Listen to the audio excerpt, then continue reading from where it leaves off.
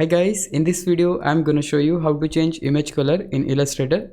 First of all, select your image, then here you will see the option embed. Just click on embed, and once your image is embedded, just go to edit, and here you need to click on edit colors option, and here you will see the option edit color balance. Just click on it. Now here you need to click on preview so that you can see the changes whatever you are going to do, and make sure that this convert option should be checked also.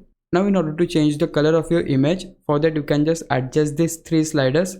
Like if I just move it right here, you can see the image color is changing. Similarly, you have this green slider, you have blue slider. You can just adjust them as per your desired results, and as you get the desired results you can just click on OK.